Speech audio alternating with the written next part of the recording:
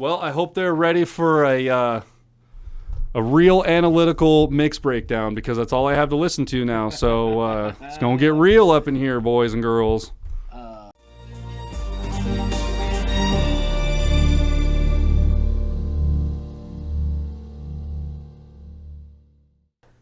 All right, man. Let's. Are you ready? I think everything's going. That's going. It sounds good. My headphones sound good. Dude, it sounds better than normal. Yeah. Why does it sound so good? I don't know. I'll take it though. All right, I'm cool with it. Yeah. Let's jam it, bro. Welcome back. Yeah. 307 Rants. Yeah. I'm Chris. This is Matt, and today we're checking out In the Variant, the song called "Rusted," and they're a local band from Denver. Okay, they're local to Denver. Yeah. But they've been on the channel before. Their last music video that we watched was amazing. Now, they have not released a music video for this yet, but they did drop this song last Friday. So be sure to go stream it on Spotify, iTunes, Amazon Music, wherever. Be sure to show them some love. And just check out their YouTube channel. So technically right now, as we're watching it, it actually hasn't released yet. So we just have like the audio file. Chris is going to do some fancy editing where you guys get like overlay with a picture and some little visualizer or something like that. Yeah. He's going to work his editing magic so you guys have at least something to you know. Something to stimulate some stimulation while you listen. But yeah, I said it before the episode, you know, I hope you're ready for a musical analytical breakdown, because this is straight audio. So that's like my main focus right here. So it's going to be good. I like these guys. I like their style. I think they're doing the thing, man. So and I get it, like not being able to put a music video out right away, because that last one they did, the quality was unreal. Dude, if you're gonna shoot music videos like that, like in multiple locations with different different lighting and different effects and actors and scripts and all that crap, I mean, definitely gonna have to take a while on that. So, but if you don't have a studio, which most of us don't have like a big movie production studio, a warehouse, exactly, of church, exactly. All right, well, shall we? Let's get it. Like, comment, subscribe. That's all we're asking for this year. Let's go.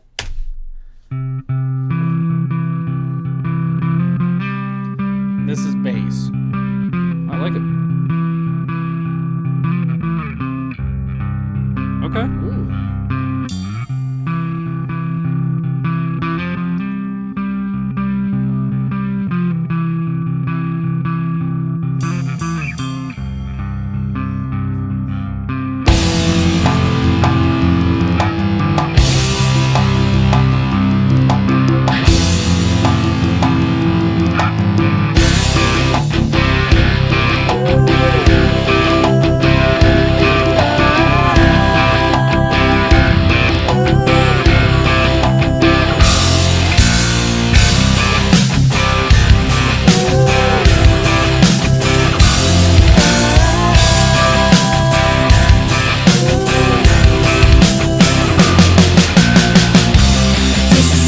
Okay, before we get into this first verse, initial thoughts. Okay, there's a little hand drum in there. What kind of drum is that?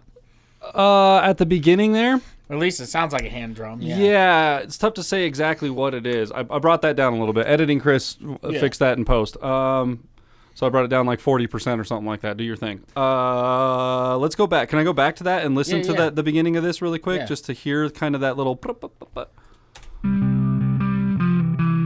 It kicks in right with the right.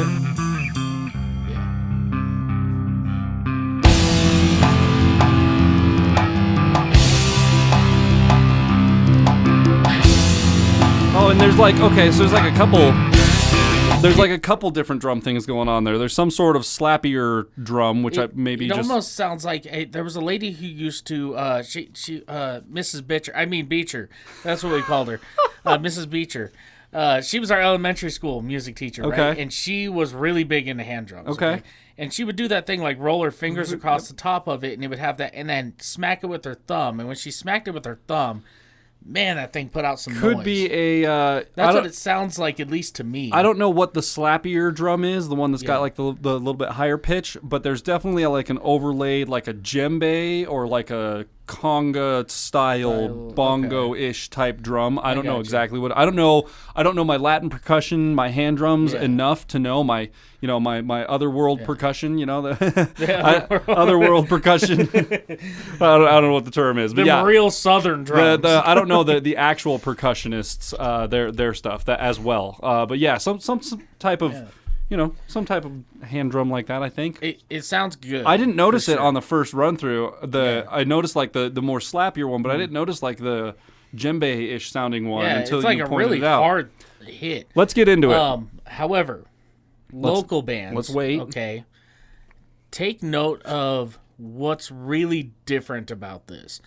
And I want you to take this video back, rewind it a little bit to where we were listening to it, okay, and see if you can pick it out, and then come back to this spot, because I'm about to tell you. What's different about this than any other rock song that's being put out today is it's very bass-led. You can still hear the bass over the electric guitars, and it gives it a very different sound, and I like it. For sure. Sounds Yeah, great. Man. Yeah. So, anyway, let's continue. Let's go.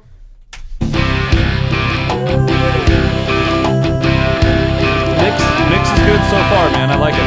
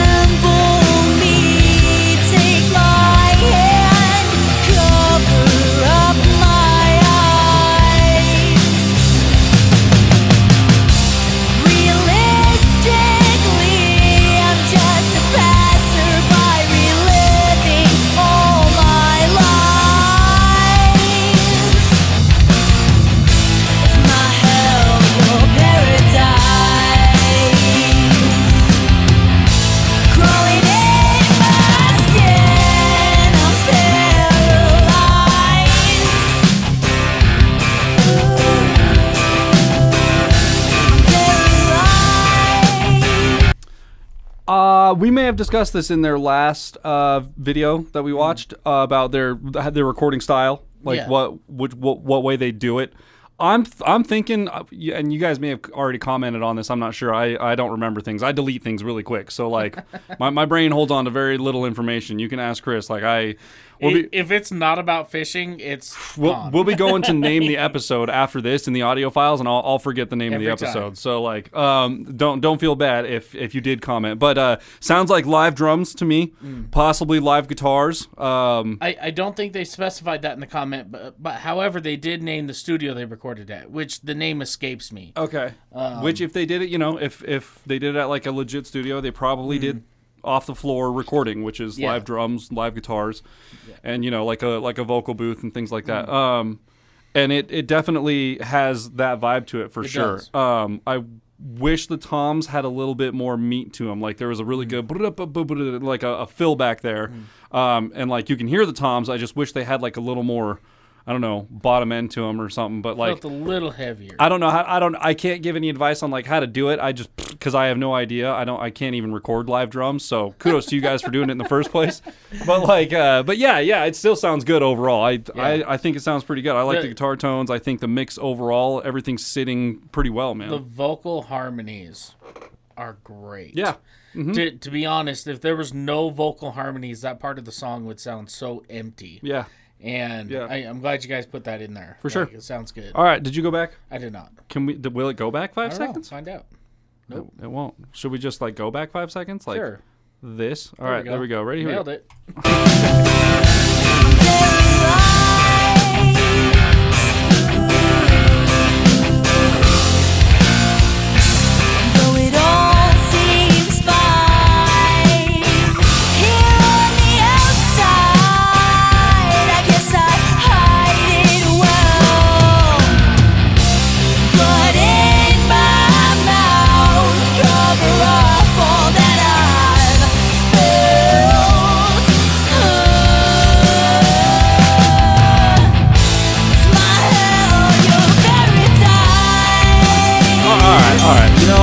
Okay, all right. I was gonna complain. No, dude, the toms sound great. Look at. Okay, let's go back really quick. I have a note on the lyrics. Once you're listen to this, Phil.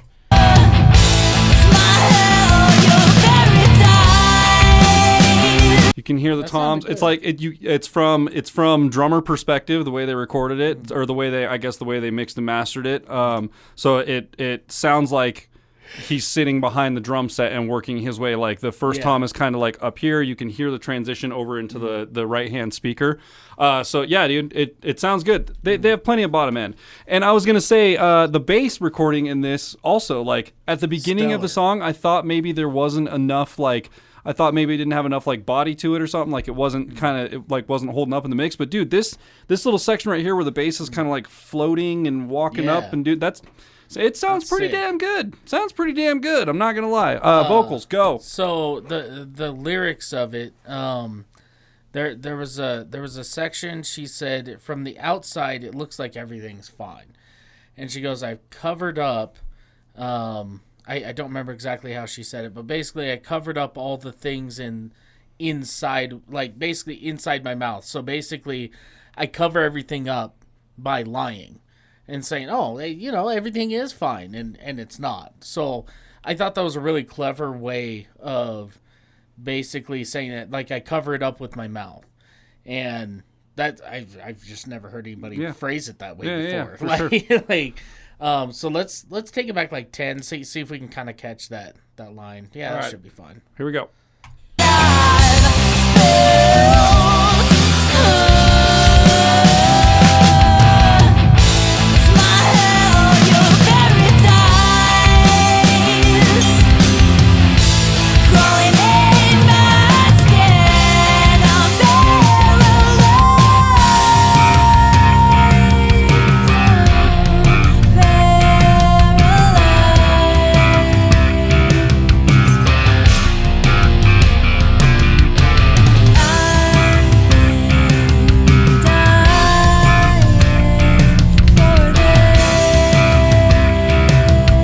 Toms sound fine. Toms sound fine. Honestly, now I'm wishing there was a little more bottom end on the bass guitar. I'm wishing like it was a little bit fuller on the lower end there. I think with bass, and we ran into this with Aaron when we were recording him. Number one, for those of you who don't know, bass for whatever reason can be just ridiculously difficult to record. It's hard to get right. So like bass is hard to get right. You can either have a nice beefy low end, but it's not going to be loud, or you can push it towards the top of the mix and lose your low end. Yep. That's kind of, and I'm sure there's a way you can get both. I just haven't seen it done successfully yet. But I think for the purpose of it cutting through and being the leading, like normally the bass will always follow the bass drum, right? Well, in this one, it's more leading, and the guitars are following it, which is kind of, it's something you don't see every day. For sure. And I think for the purposes of that, you have to ditch the low end and push it to that mid range. And like I said, in other parts of the song, it fits in just fine. So like I think it's just that he's probably in a different register on the bass, and as you move up the neck, you're gonna sacrifice some of that low end because you're moving up into a higher register. So as you're doing this kind of stuff, it's just naturally gonna happen. I think it's fine. I think it's fine. It's just my just my audio ears just going. It seems like there could be more low end in there, but like. But yeah, you're right. Recording bass guitar is like a beast, dude. It can be like a total nightmare for sure. I have found honestly through watching a couple of these dudes on the internet that like one of my favorite ways to do it is, and it's kind of weird. You wouldn't think that it would work this way, but you take a bass guitar and you actually split it into two different tracks. And one track you take basically all the high end out of it, so it's just the low end coming through. It's like just the And then you take the other track and you take all the low end out. So it's basically just like this weird plasticky like ding, ding, bing, bing, bing, bing. And then you mix them together in the mixer, and for some reason it sounds more natural, and it's easier to control the low end versus the high end, because then that way you have control over, like, if you want to compress the low end a little more, it won't affect the high end because they're on two different tracks. This is jargon. This is like super nerdy jargon, but like, dude, it just kind of makes sense, right? Like it makes more sense to be able to control the two separately than have to try and get it all in one audio and that makes frequency so much band or sense, whatever. Because it's like I said, it's the whole sacrificing something to get something. Exactly. And you don't necessarily have to. I mean, everything has its limit. If you want more low end out of the guitar, like for instance, okay, when I played in a band, I didn't know shit about musical equipment. Okay, I didn't still know don't. nothing. I still don't. I plugged all my shit into these pedals and just fucked around till it sounded okay. Yep, that sounds okay. That's the sound. But what I found is I would have a pedal and I would turn it on. That would be my rhythm. When I play a lead, right, I want the high end to cut through. So I had a pedal that cut all the low end or pretty close to it out. And then it would cut through the live band mix. Yep. And I was able to do the solo.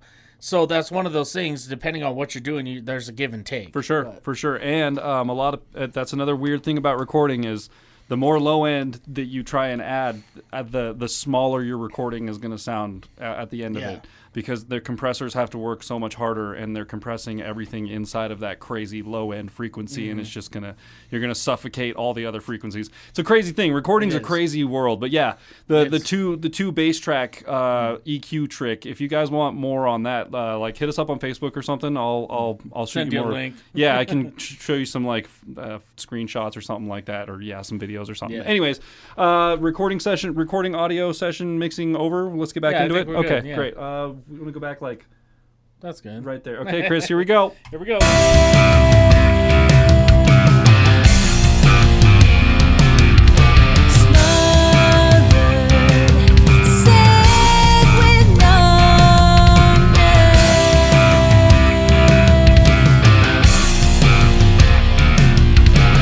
Sounds pretty good, man. Sounds pretty good. Okay. How dare you? Editor Gus. You're going to have to do some extra work on this edit, okay? The last part of this sounds like, or at least this section, sounds like a song that I recorded with Insidia, the one single we put out. Now, unfortunately, this single is no longer out. But, Editor Chris, okay, go ahead and just plop it in right here. Do a little comparison. Maybe I'm tripping, but it sounds really similar, and I like it because we wrote this song and made our entire song sounded like this section, which probably wasn't a great move, but we were a band for a year, like we didn't know shit.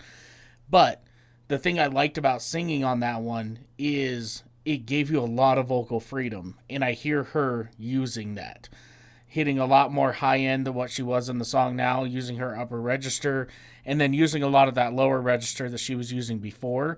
But when you deconstruct it down to, it sounds like they're bouncing back and forth between two chords or two chord structures. There's more going on in between, but anyway, go ahead and insert that here.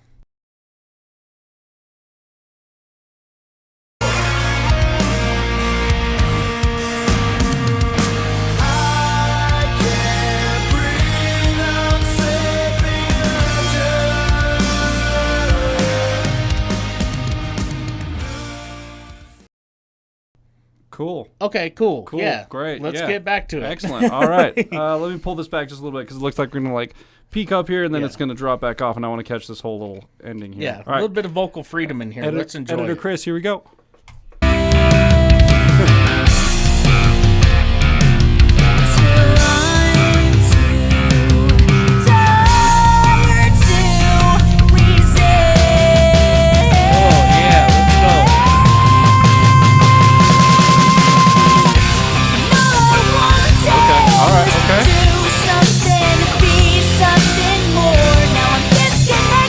Now I feel like the bass has the low end. It's in there.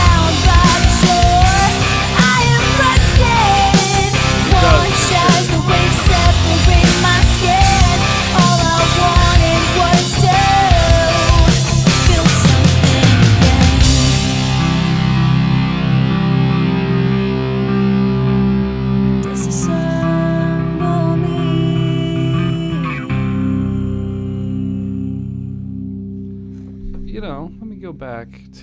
Let me go back to like, right here-ish. I'm just listening to this one more time. Okay.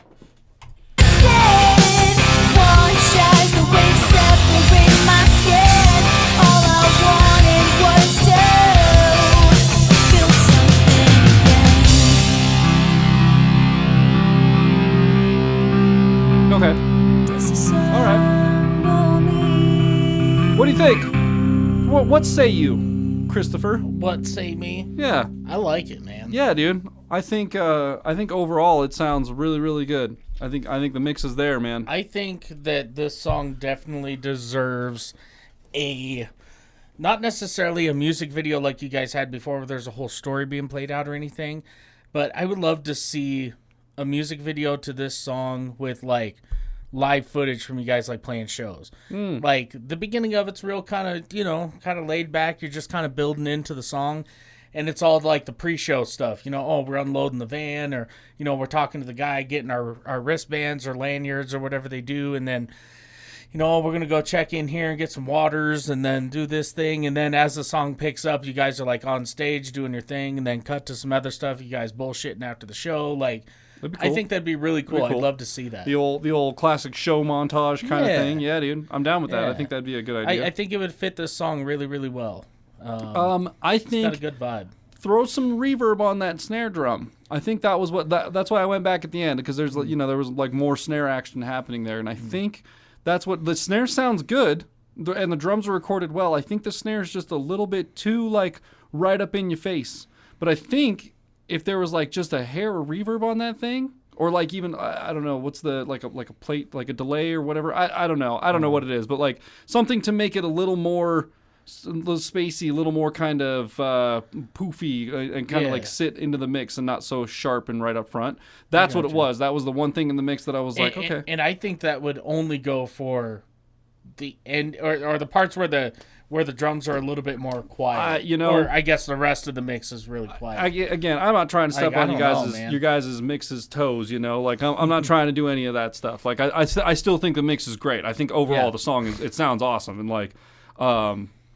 I think you guys are on the right path, man. I think keep doing it, dude. If you guys come through Casper or come through Wyoming anywhere, let us know. We can help you guys get set up, or we will come watch you play wherever you do get set up. So hit us up. That's great, dude. I like the mix a lot, man. I do too. Mix a lot. I would love to see these guys live. If you guys have any live footage that's not recorded on a potato.